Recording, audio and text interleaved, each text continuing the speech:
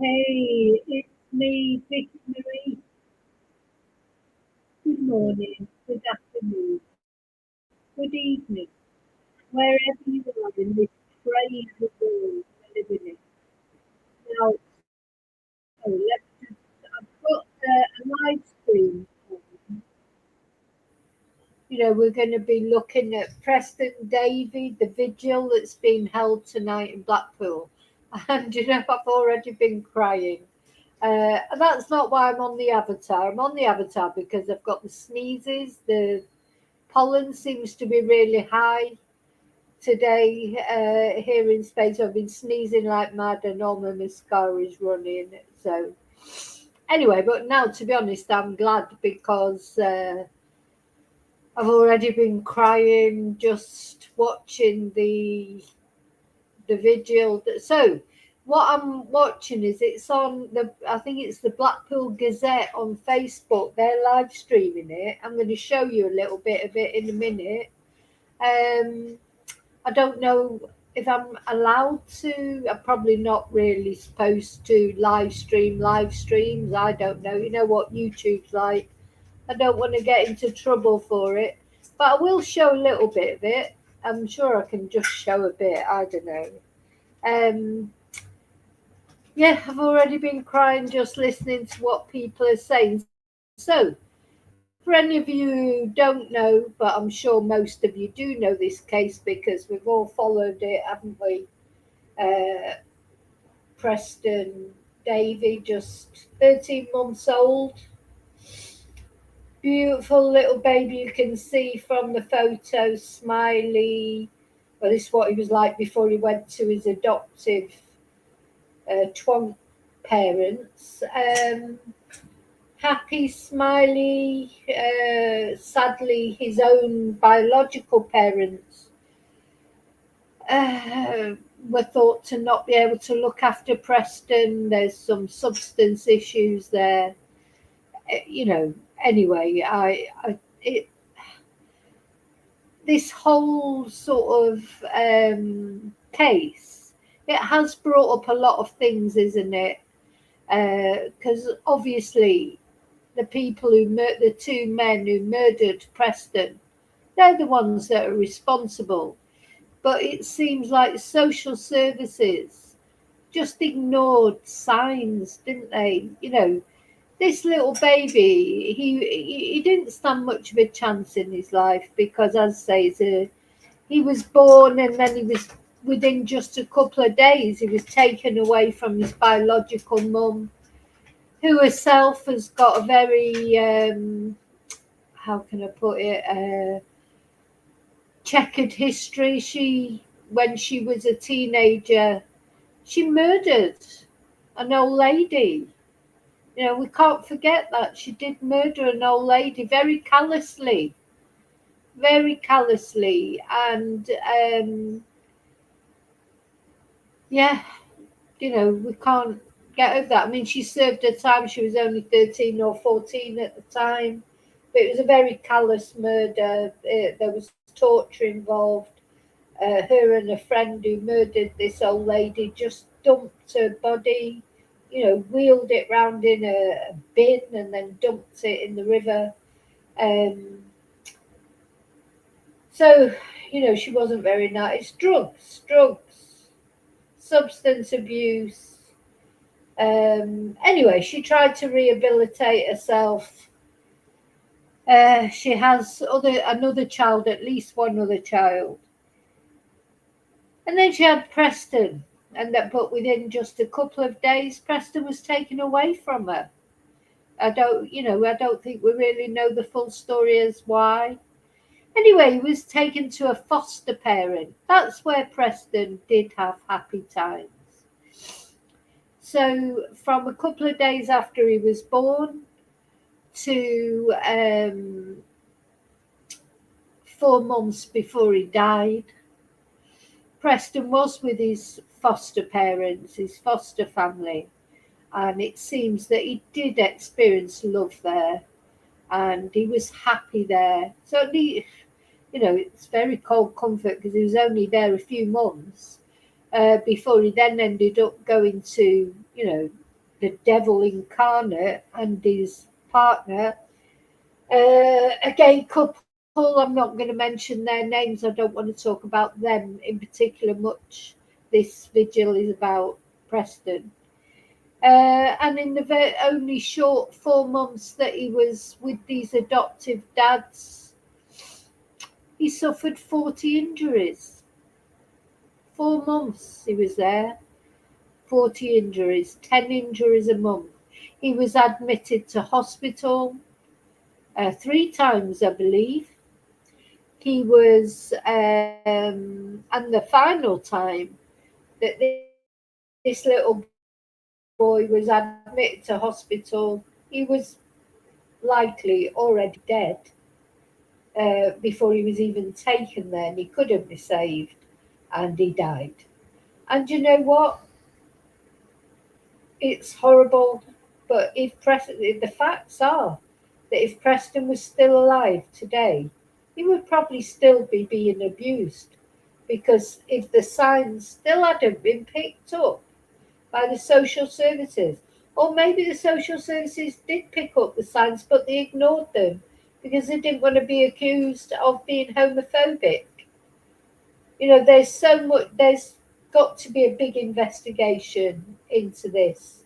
The more we find out about those monsters that were allowed to have Preston, how were they ever allowed to have him? On the surface, yeah, they looked sort of fine. One of them was a teacher at a school, a high school, safeguarding, the person in charge of safeguarding, can you believe it?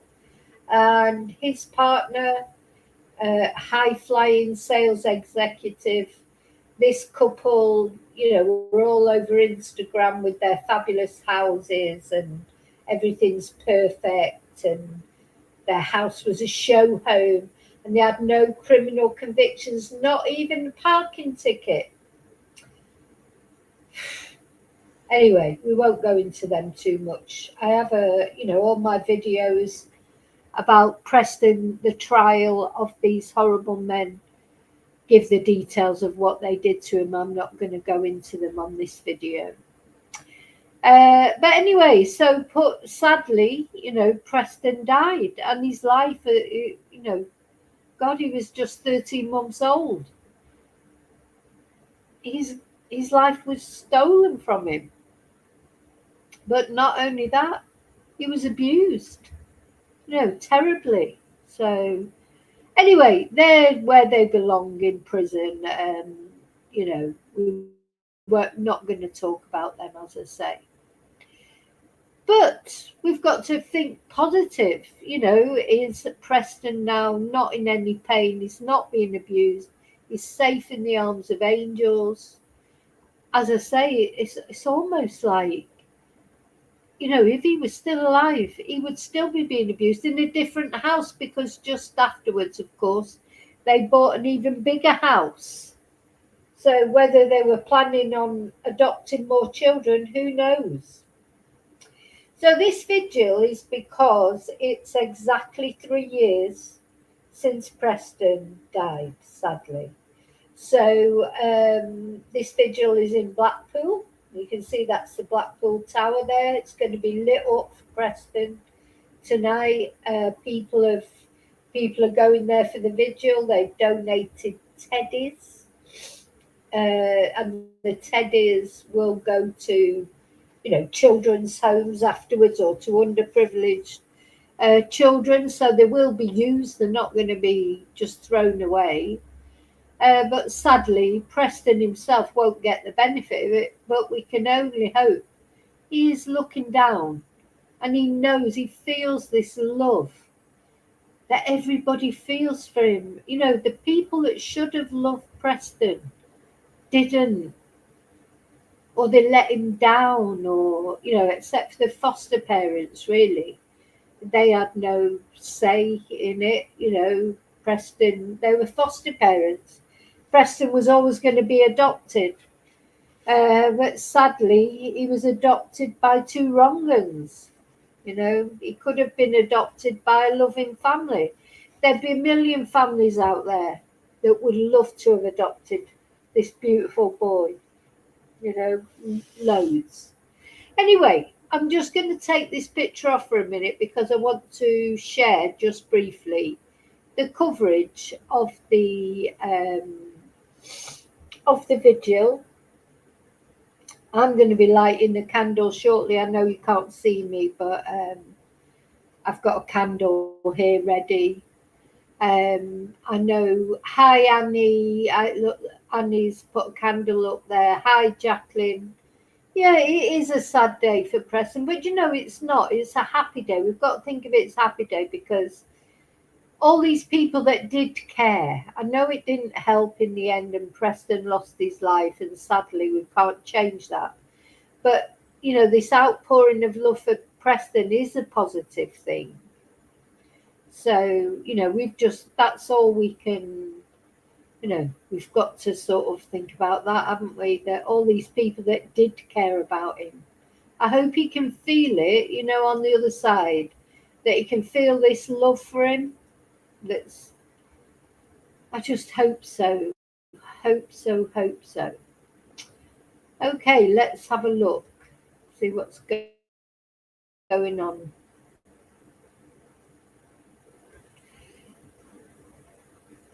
Oh, yeah, there's a lot of people have turned up. Um, it's lovely, actually. Thing is, nothing can bring Preston back, but love can be shown. Right, it should come up in a minute.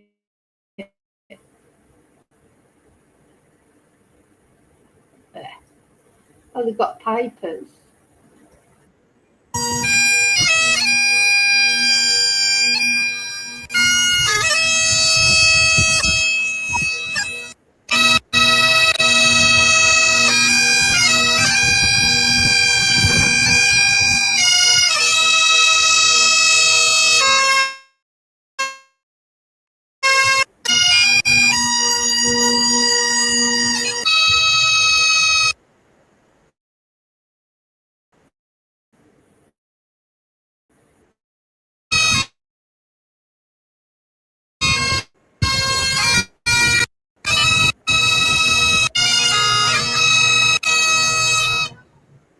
So they've got the pipers there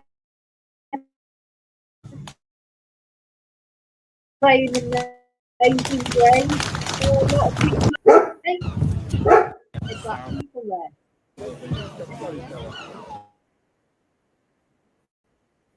there.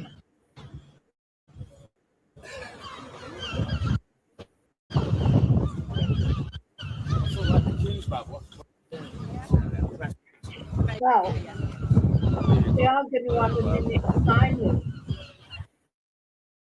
I don't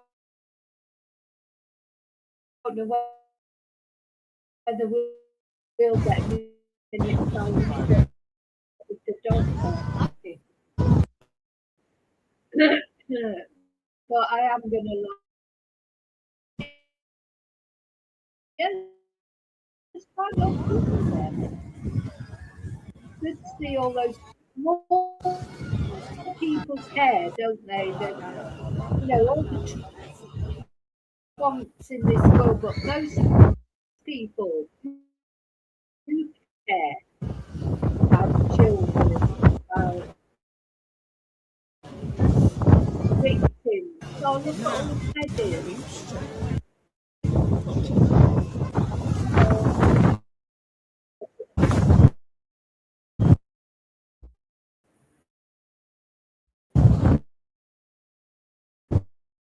Oh, oh, that makes you cry. We need people.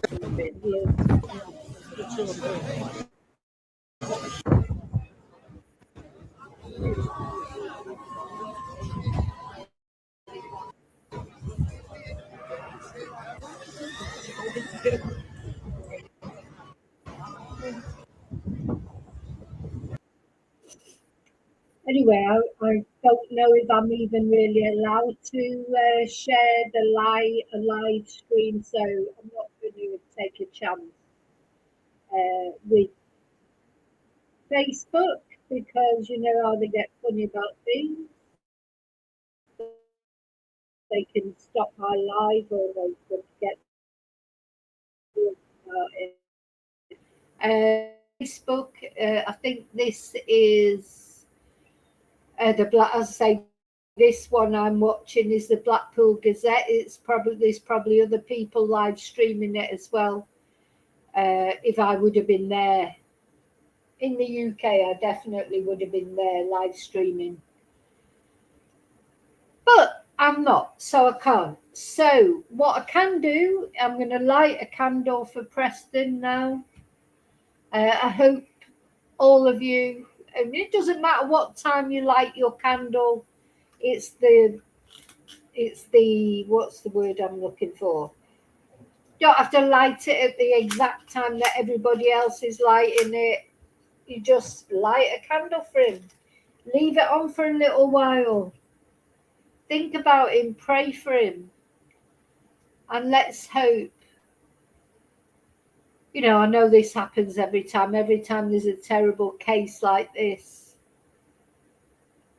You know, we hope that lessons are learned and it mustn't happen again. And, you know, these are all the things that are said, and then it happens again. But hopefully not this time. And, you know, this investigation, they need a full investigation. How were this couple allowed to adopt Preston? Why were they not looked into enough? That's how it feels to me. Were they fast tracked because they were a gay couple and they ticked the box for political correctness? Or is that why they weren't challenged when these injuries started coming up and hospital visits? Because people had expressed concern. And, you know, something should have been done. I know it's easier in hindsight, but, you know, for all of us that followed the trial, you know, people were concerned. And, you know, monster number one, he had even, you know, said that he was having dark thoughts about Preston. I mean, you know, to be fair, he did say that. Why was that not picked up on? There's so much that was not picked up on in this case. And is part of it for political correctness, or is it just that social services, once somebody is adopted, going through the process, is it too much hassle, you know, to sort of, because I suppose if you had a family that you thought were doing something wrong, then the baby's going to end up going back into care, isn't it? I suppose. So is there that? Are they thinking, well, you know, there's a few worrying things, but it's just normal. All families, you know, there are problems. The thing is, there is no perfect family. There is no perfect family. So, you know, a lot of children get a lot of love, but maybe their parents do argue, or maybe their parents have split up, or, you know, maybe there's something. No family is perfect. No parents are perfect. So it's quite difficult, isn't it, it's quite difficult to say, you know, what is acceptable and what isn't. I mean, for any of you that are parents out there, and I'm including me in here, I know I've done things wrong.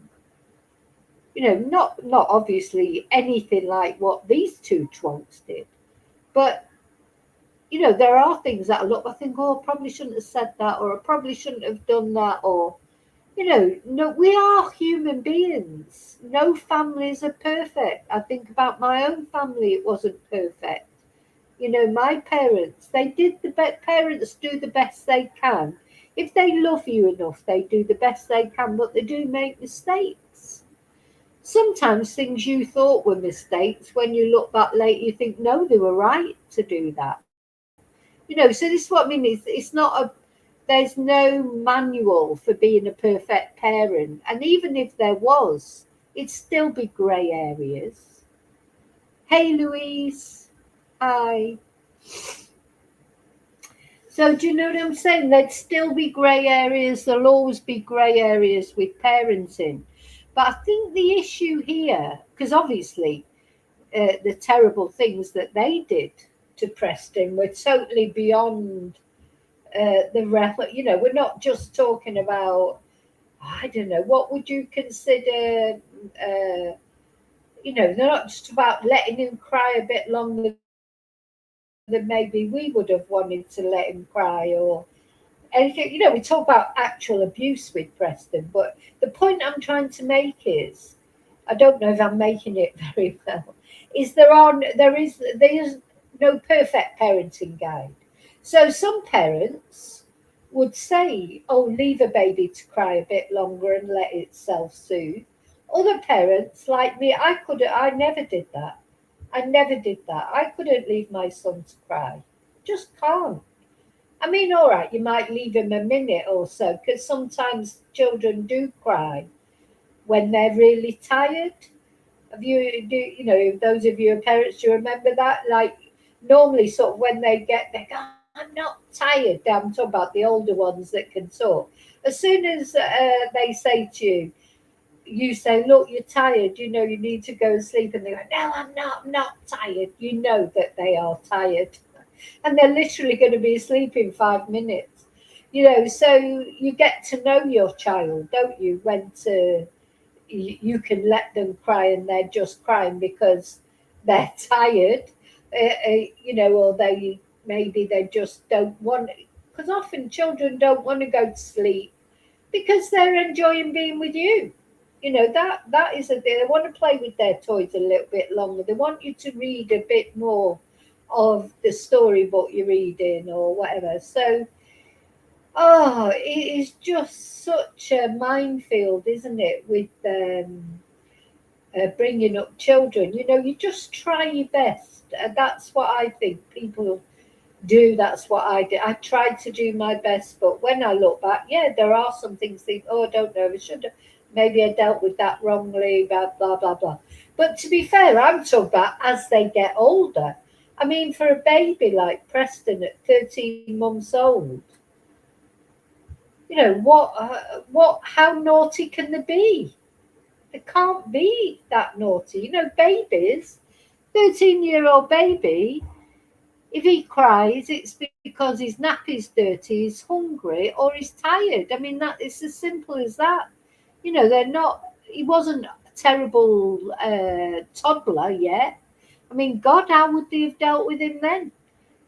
They couldn't deal with him, and he seemed like a very happy, smiley, content baby until they got hold of him, and they couldn't cope with him. So how the hell would they have coped with him when he got to the toddler stage, when they do get naughty? Oh, I don't know. I just look at this case and I think, just watching that monster number one and the way he acted at the hospital, screaming for his mum, even though he's like well into his 30s, in his Jurassic Park t-shirt and his Rupert the Bear tartan pajama bottoms. Yeah, I only had to see that video of him for 5 minutes. I wouldn't have let him look after a goldfish, never mind a baby. He obviously, he obviously could not. It's just obvious. You don't need to be a social worker to work that out. You only have to see the way he was acting. And I don't know. Just there's a big failure here. I mean, I'm sure he could be charming. He's probably a bit of a chameleon. He probably put on this front of the responsible teacher, the head of safeguarding at the school, blah de blah de blah de blah. But you only have to look into his background a little bit and the things that people are saying about him when he was at school. You know, he's not a good person. Wouldn't have taken a genius or Sherlock Holmes to have worked that out, in my opinion.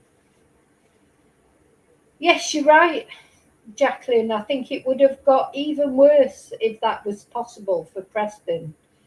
The older that he got, wouldn't have got any better, would it? Let's put it that way. It wouldn't have got any better.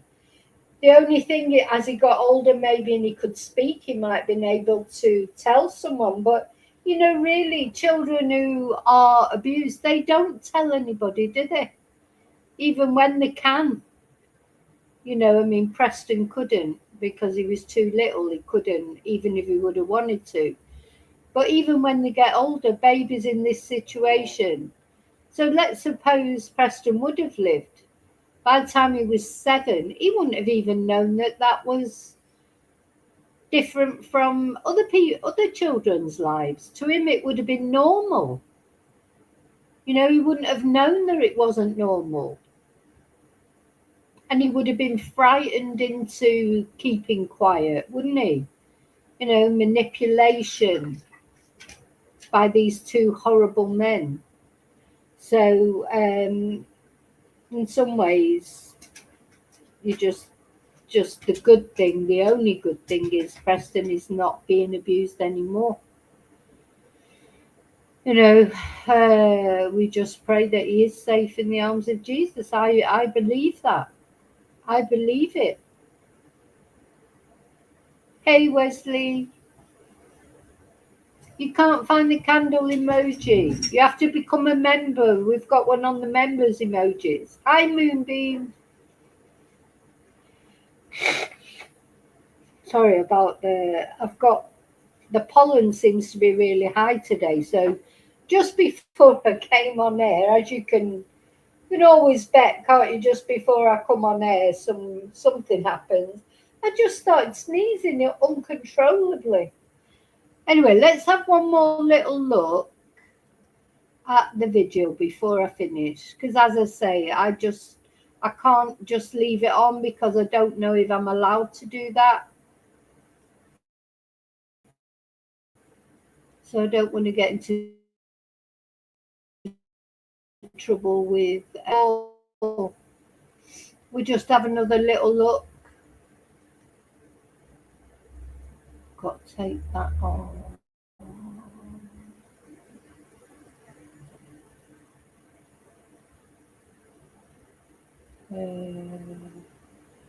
Right, I've got to take that one off.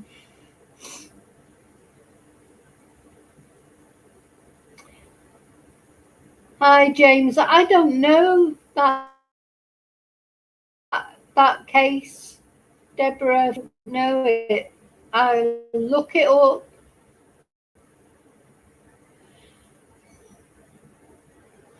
I do like to follow trials, but of course, I only want to follow it if it's going to be a successful outcome for the prosecution.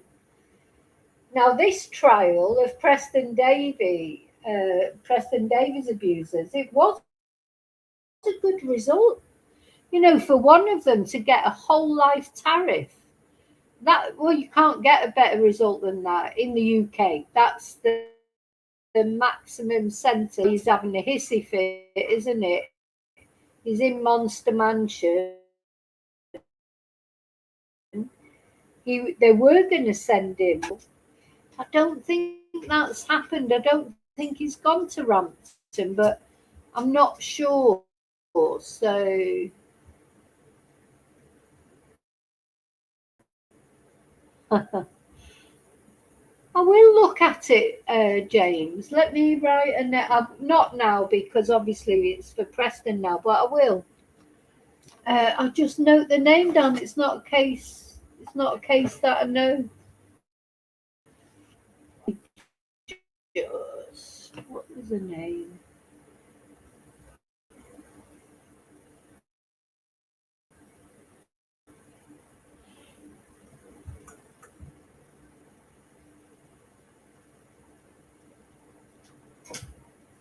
Deborah Franklin. I'll have a look after this live. And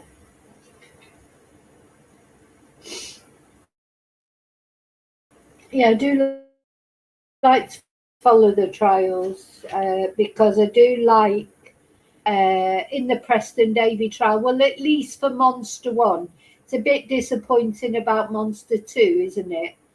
That he only got 16 years because he was just lucky. Monster 2, he was just lucky he wasn't there on the day that Preston died. So he couldn't be charged with murder. But he literally got away with murder, and he will come out. He will come out one day, if he survives, of course. He will come out one day. Yeah, Andrew Tate. That's another one I've been thinking about following that a bit more. Anyway, we'll see. Yeah, and Kirandeep Kaur. Do you know what? There's been so much just lately, isn't there? Terrible things going on in the world. Literally, that woman, Kirandeep Kaur, next to her husband. So, you know, what's going on in this world that we live in? Anyway, we have to talk about these cases because it's important. We can't just forget that these things are going on. What's that? That's a Welsh flag there at the... don't know if I'm allowed to play it without the sound. I have no idea if I'm allowed to play it or not. Well, yeah. So it's a good turnout, I think, for Preston's Vigil. So many people that care. This is what we have to concentrate on. Yes, sadly, Preston was adopted by those two horrible men. But you know what? There's more good people in the world than bad people. We have to focus on that, don't we? We do have to focus on that. I wonder if biological mum is there and his biological mum. I wonder if they're there at the vigil. I think, and she, you know, she wasn't there for Preston when he needed her. She was taking drugs, and I understand all that. It's bad, but I do feel for her. I can't help it. I feel for her.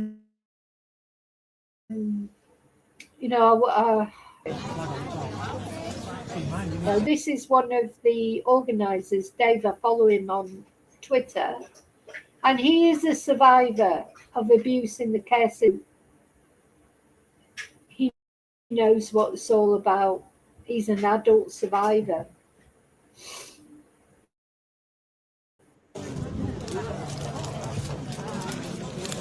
Oh.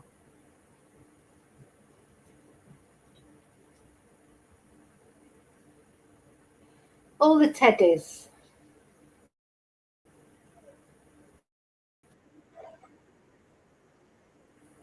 Be able to do is show that whole video tomorrow.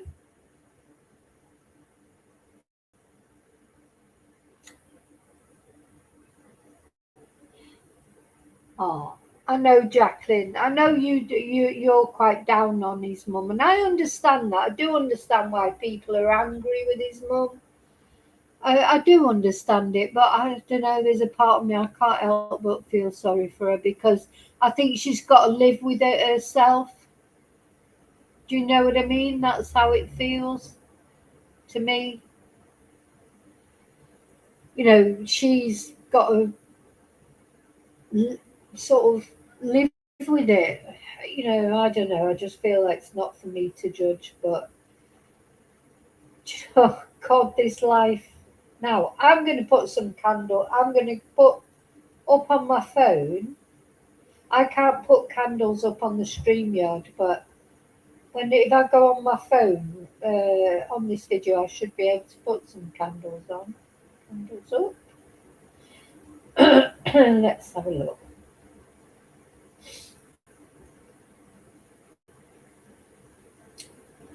Hey,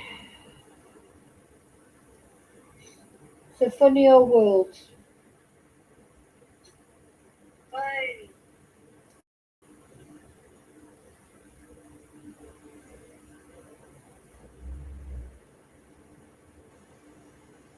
Right, I found my candles. Wesley, I'll put some candles on for you too. If you can't find your candles, you can share some of mine.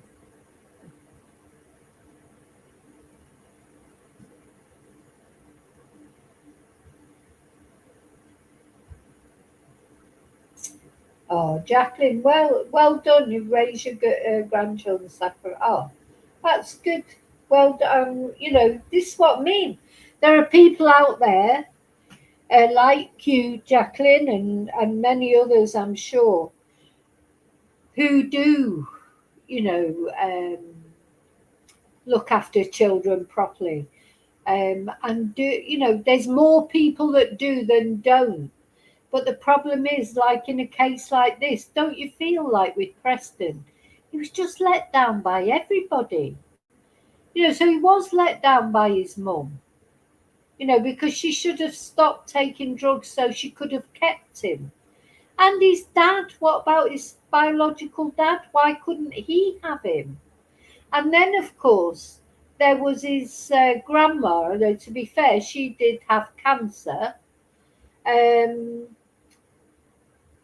But how would that have gone? Like somebody commented previously when we mentioned his grandma, she didn't do that good a job bringing up her daughter, did she?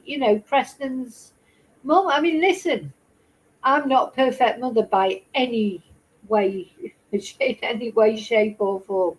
But you know what? I think it's quite an achievement if you bring your child up not to murder anyone, at least. Not yet, anyway. But do you know what I mean? It's like all children go a little bit wayward, don't they, when they get to be teenagers? I mean, they do. Teenagers are difficult, and they do experiment with drugs and drinking and smoking, and they get involved with unsuitable friends. And, this is something that happens. But of course, Preston's mum went even further, actually murdered somebody. I mean, you're just a little old lady. So it is hard to find. It's hard to find forgiveness when you know the circumstances as well of how Lily was murdered. She was tortured. As I say, put in a bin and wheeled around the streets and tipped into the river. It was horrible. And then the two girls, Preston's mum and a friend, they took her pension money and spent it on sweets and drugs probably and what have you. It's a horrible, horrible thing that she did. So, but she's got nothing but what can I say? So she was really upset at the trial. I mean, so she was upset. Now, for me, it's difficult to see somebody so upset as that and not feel something for them, some empathy for them. But that, yeah, when you look at what she actually did, it's difficult, isn't it, to keep that sympathy? Really, it is difficult. But what about his dad? Why did his dad not take him then? Was he on drugs as well? You know, Preston had a mum and a dad. But or what about his biological dad's parents or extended family? Why was nobody there for Preston? Anyway, then at least the foster parents were there for him. When he was fostered, they were there for him. They gave him that couple of months at least of happiness. You could see, you know, watching the videos of him, you can see he was happy, he was loved, he was content. At least he had the brief period. Then he goes to these adoptive dads. Now, you'd expect adoptive parents, if anything, to be more loving because they're choosing to have that child. You know, quite often people, you know, do have children maybe they weren't ready for. But these two, they wanted Preston. They tried to have a child, but the problem is they didn't want him for the right reasons, did they? What did the police say? They said that they just wanted Preston for their Instagram lifestyle. They didn't want Preston because they thought, oh, give the little baby a chance. You know, let's take in a baby, give it love, you know, give it a good life. That's not why they adopted Preston. They adopted Preston. The best case scenario was as an accessory, really, that they could put on their Instagram, like the policeman said, the detective. That's the best case scenario. You could think the worst case scenario, did they deliberately want a baby to abuse? Was their plan always to abuse Preston or whatever baby they ended up having? You know, that's sort of something that ticks through my head now. Did they actually sit down and plan to adopt a baby with one of the purposes of which being to abuse it?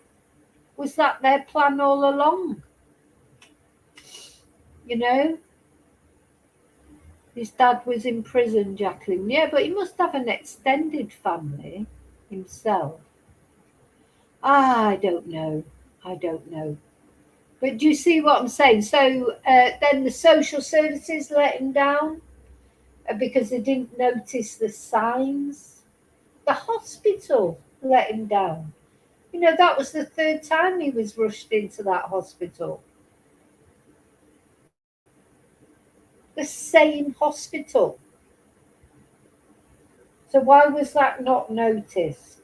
So every way you look at it, and I think like the friends of the two twonks who knew, you know, that Monster One was struggling, that girl that said he'd actually told her that he was struggling, you know, she let him down. They all let him down. Nobody took it seriously, you know, and to me it seems as if their relationship was under a lot of strain.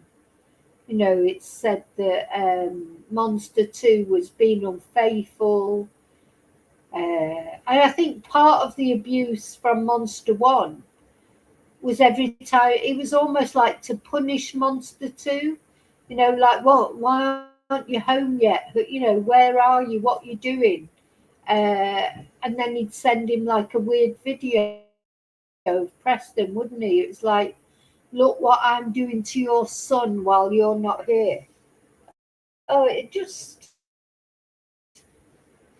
horrible.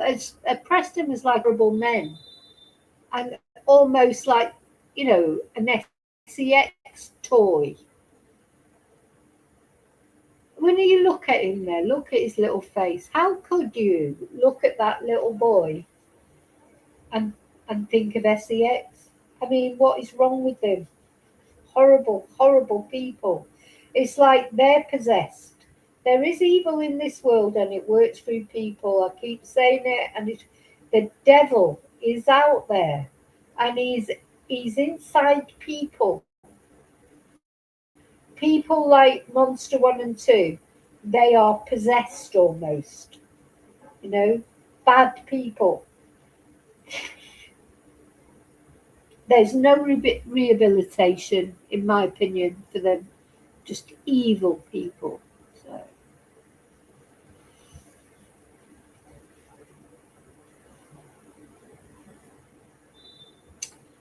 Oh, what's that, Moonbeam? You're saying I would also question whether they were actually gay or hiding behind that label so as to abuse a child. Oh no, I think they're definitely gay. Have you seen these? They are definitely gay, yeah, I think, in my opinion. But yeah, 100, Listen, and I think the important thing is, gay couples that adopt children and don't murder them or abuse them, they're going to get a lot of stick from this. I feel for them because there are adoptive parents out there, gay parents, who are really good parents, but they're going to be a bit sort of tarred with the same brush, sadly, um, because of this, you know. To me, it's not because they're gay that they shouldn't have been allowed to adopt Preston. It's just because just meeting that dramatic drama queen, Monster One, shouting for I would only have to talk to him 5 minutes, and I would know he's not himself. I think there was a big misjudgment there with him. I don't care if he's a teacher, head of year. I don't even agree if I don't if he was like the local vicar. You could tell within 5 minutes he's not capable of looking after anything, that he's only interested in himself. Just can't believe. That's why I do feel that maybe they ticked. That does happen. Whatever people say, positive discrimination, it happens. It's not a good thing, in my opinion. I've never thought it was a good thing. I noticed I was watching, and I thought since Anne Widdecombe was murdered, I found that that perhaps I wouldn't have watched before, and she was talking about positive discrimination and that people should, in all sorts of areas of life, that merit is the important thing. There's no point in just whatever it is, whether it's a job, whether it's adopting a baby or whatever. Nobody, in my opinion, should be put to the top of a list. Everything has to go on merit. Now I know it's hard. It's been harder for. It's hard. It's always been harder for women to get to, But I still don't agree with positive discrimination for women. I just don't think it's a good thing. And I don't think it does anything for women, because then people just turn around and go, oh, well, she only got that job because she's a woman. Or they'll say, oh, they only got that because they're gay. Or they only got that because they're an ethnic minority or whatever. It just doesn't, I don't think it helps in the general climate of things. And discrimination is a real thing. But it took, it's not going to get cured overnight. Trying to cure it overnight with positive discrimination, and this is just my opinion, and there'll be, I'm sure there's probably people shouting at the video right now and saying, oh no, positive discrimination is good. I'm just saying what I think. I don't think it's good, and I think it creates a climate of distrust, and then people, it just breeds more resentment, more contempt. I just don't agree with it. And I was watching a video the other day with Anne Widdecombe, and she was saying, I thought, oh God, this is awful. Am I going to turn into Anne Widdecombe as I get older? Go more and more right wing? No, I'm not. Not. So, sorry, I'm starting to waffle now. I think it must be time to go. Yeah, I don't believe in positive discrimination, full stop. So there you go.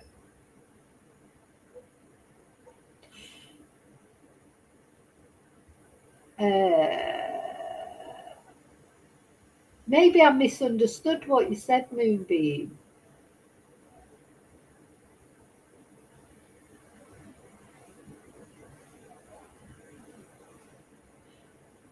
Sorry, I'm reading the chat now. That's why I've gone quiet. Yeah, abusers, Louise, they are wired up differently. And they can appear normal, exactly. In fact, honestly, I've come to believe, especially since covering true crime, that the weirder someone seems, the probably more normal they are, and the more normal they seem, the weirder they are, because people hide behind a facade, don't they? They most sort of killers, when you see the pictures of them, serial killers especially, that's how they get to be serial killers. If they look like serial killers, they'd never get anyone to get in the car with them or go on a date with them, or whatever, however they find their victims. The reason that they can get people in their car or to go on a date with them or in their house or whatever is because they look normal. You know, Psychopaths look normal and they can act normal, because the other thing that psychopaths do is they reflect back. If they can't find the emotion because they're a psychopath, but they can copy your emotions, they can mirror you. That's why psychopaths quite often go with empaths, don't they? Because a psychopath needs somebody to take the emotion from, and empaths instinctively give out that emotion. You have to protect yourself if you're an empath, because it's easy to get sucked into a psychopath or a sociopath's environment, and they will feed off you like a vampire, because they will copy your emotions. They will play with your emotions. They'll make you feel guilty when you haven't done anything wrong, but they've done something wrong. I was watching a documentary about Peter Tobin. I have done a video about him at some point, but it's quite a long time ago. I'd like to do a more in-depth video about him. He's a typical example. Peter Tobin just looked like everybody's granddad. When he volunteered at a church and made friends with Angelica Cluck. She just would have thought, oh, this old guy is so sweet. He made friends with her. She was a young girl who just thought he was like this granddad figure.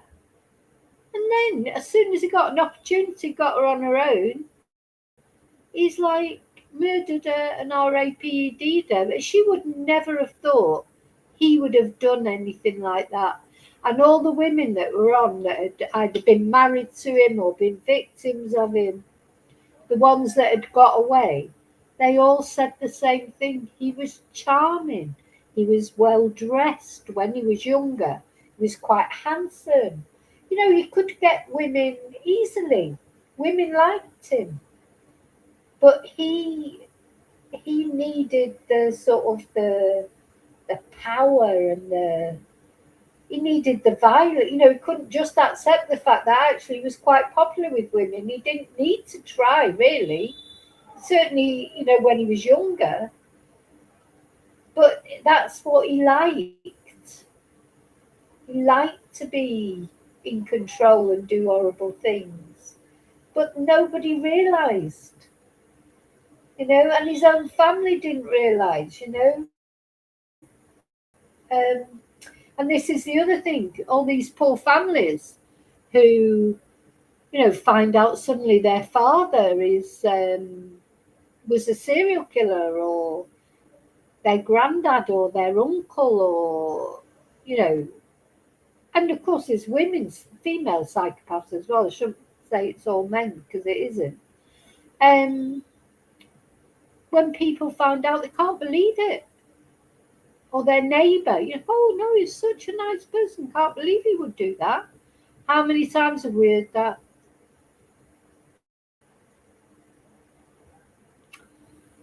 So yeah, he was another one moonbeam. John Wayne Gacy. Oh my God. He's, I mean, they are sort of fascinating, aren't they? And it's horrible, really, but we are sort of, do you know what? I think we're intrigued by them because we can't believe that anyone could be like that. Also, it's a form of self-protection. There's serial killers like John Wayne Gacy, like Ted Bundy. He's another one. Look at him. Women loved him. Everybody said he was working on a rape crisis line, voluntarily working on a rape crisis line. And the writer, Anne Rule, who ended up writing a book, she was already a writer, but she ended up writing a book about him called The Stranger Beside Me, because she thought he was brilliant. He was so good on this rape crisis line. He was so caring for the girls that were ringing. He would have been getting off on those girls ringing up saying that they'd been raped. That he would have been getting pleasure out of that.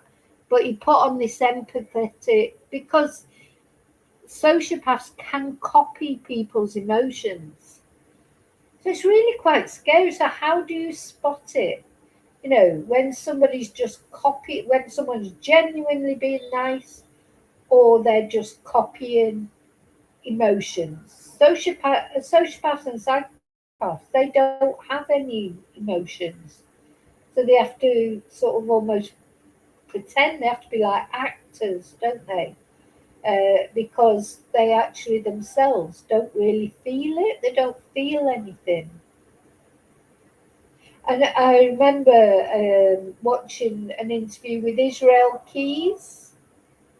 He's quite a lesser known serial killer, but he was terrible. But anyway, he said that when he realised there was something wrong with him when he was young, because he tortured a cat, and he thought he was laughing as he was doing it. He was laughing. This cat, I won't go into the details. It's horrible. But he was with a group of friends when he did it, and he was laughing, and the other kids were throwing up, vomiting, and and he said, that's when I realised I wasn't like other people. Imagine that. He's torturing a cat, and the other kids are that upset by it, they're actually vomiting, and he's just laughing. And that's when he realised he was different from the other children. So, of course, he went on to become a serial killer, killed, I think was it 9 people, and then in the end he killed himself in prison with a ballpoint pen. But he was married. He had a child who he adored. So he did feel love for his child. It's odd, isn't it, how they can distance themselves? So, and they distance themselves, like their child is special and they won't want any harm to come to them. But he didn't think anything of killing other people's children, like young girls. That was different. He was cruel. Horrible, horrible man, Israel Keys. But he adored his own daughter. Strange how they can do that. I don't know.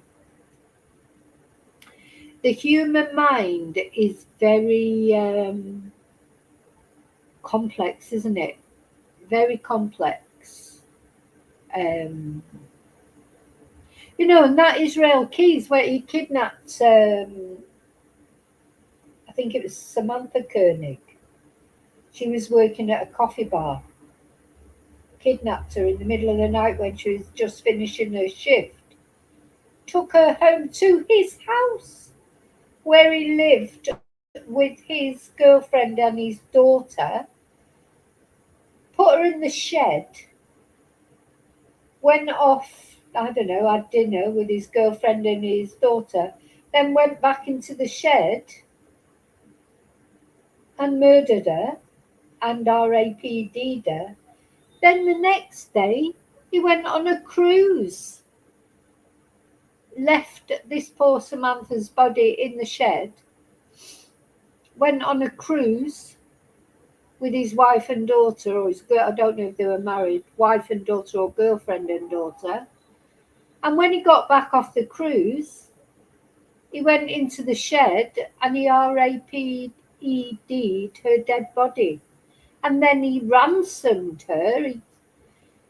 Sorry, I'm a bit gory this, but he sewed her eyes open to make it look as if she was alive and took a photo of her holding the newspaper to try and prove she was alive on that particular day. But he had sewn her eyes open. Anyway, he got the ransom. Anyway, he was caught in the end, and he took his own life in prison because he wanted the death penalty instantly, because he said he didn't want his daughter to find out anything about what he'd done. That was all he was worried about, facing his daughter.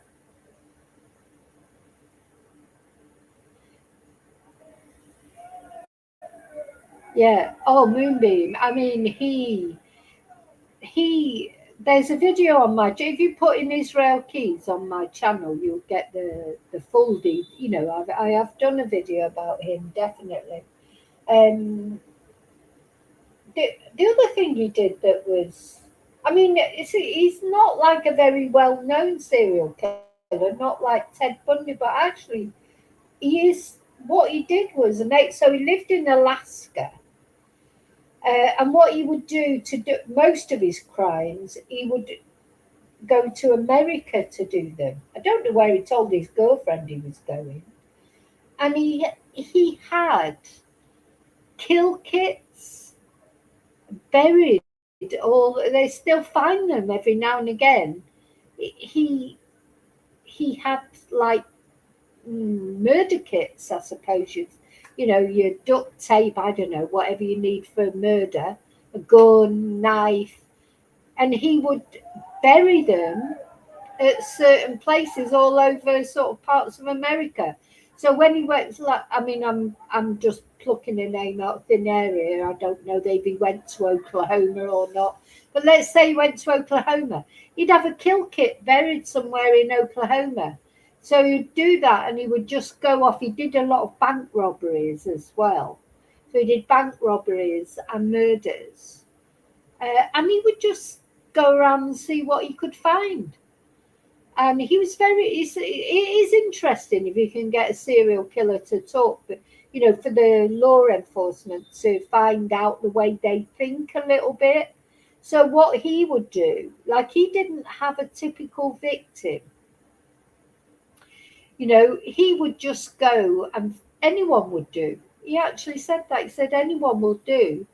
He said sometimes you get lucky and you get a good one, like Samantha Koenig, because she was a young, very attractive girl.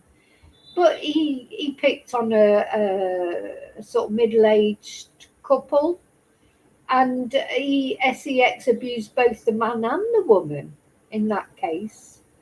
And then murdered them and robbed them. He would just go round neighbourhoods and just look for places that were easy to access. And just a little thing is he would not go to a house that had a dog. So I would have been safe from Israel Keys. I've got 3 dogs, but yeah, no, he wouldn't. So he would, if a house, he would case the house for a day or so. If there was a dog, he definitely would not go anywhere near it. So yeah, he was, and then he would fly back to Alaska and just pick up his life with his girlfriend and his daughter as if he hadn't just been on a 3-day rampage robbing banks and murdering people. Um, anyway, do you know how he was caught? He was one of those, a bit like the Yorkshire Ripper. He was caught um, on a sort of driving offence. Good policing, because they picked him, they stopped him for, I don't know, let's say it was, I'm not sure if it was false number plates or a driving erratically or something like that. They stopped him for a driving offence and then just got that spidey sense that there was something, and they realised he had false ID, and then of course he had one of his kill kits in the back of the car. So yeah, good policing. They arrested him, and so law enforcement, they are good, really. I do think they do get hunches, like intuition, don't you? If you stop someone, they must feel like sometimes that there's something wrong here. Maybe, I don't know about you, but I watch quite a lot of these body cam things. You know, honestly, I've got to stop watching true crime. I have got to stop it. But yeah, but these are real. Like when you watch these body cam things. So the police just doing a routine stop for something, like say a tail light might be out, or they were driving too fast or something. They get a feeling, don't they? And you can see them. They're talking to the person, and you can see that the police officer is just not happy. Like there's something feels wrong, and 9 times out of 10 they're right. There's a body in the back of the car, or you know, God, I've seen ones like that. Just incredible. They start looking in the boot of the car, and there's bodies in there. You know, so I do think police. I suppose when you work in that job, you must get quite intuitive, really, or some of them will. Anyway, yeah. Well, I've ended up chatting about Israel Keys and God knows what, and serial killers. I was supposed to be just covering Preston's Vigil. I love looking at Preston, though, I've got to say. His little face, when you look at, I mean, of course, it's very sad because you know what happened to him in the end, but to just see his little face, he's adorable, isn't he? He's so adorable, the most adorable baby you can imagine, with his curly hair and his smile, his beautiful eyes. Um, you just can't, they are the lowest of the low to be able to hurt Preston. Just you can't get any lower than that, can you? So I wonder how they're getting on. I mean, not really, don't care in a way, but I hope they're bloody miserable. I just hope they are absolutely miserable. I think they will be pretty miserable because don't forget, these 2 men, they had an Instagram lifestyle. They're living in that massive house, the one they bought after Preston died. They weren't, I've talked about this before. Some people going to prison, it's probably a step up from where they were living before. For some people it will be. Some people might have been homeless or whatever, or living in, pretty horrible circumstances, maybe not having enough money to eat sometimes. And then they go to prison and they've got, like, they're being fed and they've got no bills to worry about. And for some people, prison is a step up from the life they've got, but not for these 2. These two are living in a great big mansion, a show home with the best of everything. Um, and now they're just in a little cell. So it's a step down for them. Then, they're in their designer clothes, don't mean anything anymore. All the things. They were like obsessed with things, weren't they? Designer things. That's all Preston was to them, just another addition, another accessory. I'm sure Preston was dressed perfectly all the time. They probably had his Gucci baby grow and God knows what. These people are all top show, and then underneath they're like nasty. Well, now, all that won't mean anything, won't do them any good in prison, will it? They'll still be wearing the same prison tracksuit as everybody else. Won't be a Gucci tracksuit for these two. So I think they're probably a bit miserable. I certainly hope they're a bit miserable. So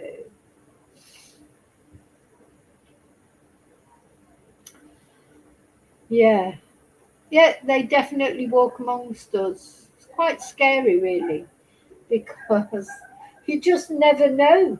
I mean, that video that I did the other day of the guy who's just come out of prison now and he'd be wandering around somewhere in the UK, murdered his girlfriend or his ex-girlfriend 20 years ago. Now he's wandering around. Somebody will be going out with him or working with him or, playing football with him. You just don't know. Just do not know, do you? So, okay, now I'm going to go. God bless Preston. I hope you've all got my candle's still burning. Hope you've all got your candles on for Preston. I'm going to put some more candles up on here. Oh, I hope lessons are learned from this. I know that's what they always say, and then it never seems to happen, but you never know. Maybe after the inquiry, something will come of it. I don't know. Let's hope so. Let's hope something will come, something positive. Well, one thing that actually is positive that has come out of it is all those people together at the vigil. It's good, it's positive to see everybody who cares about Preston, all those teddies people have brought. They'll go to children who haven't got teddies, they'll go to care homes and things like that.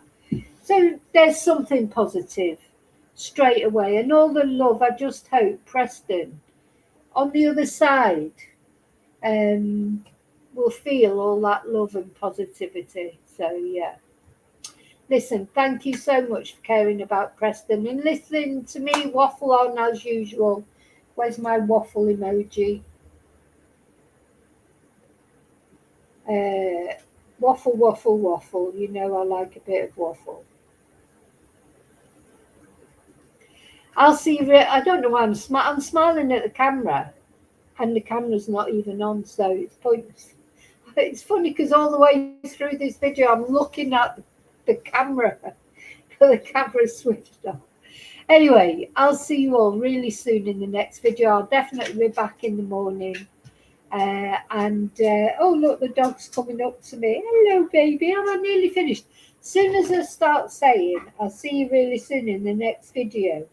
This dog is here for a bit of attention, aren't you? Okay. Remember to look after you. You are the most important person. You're probably the one holding everything together. So you have to make sure that you look after yourself. I'll see you really soon in the next video. And until then, may your God go with you. Thank you. Bye.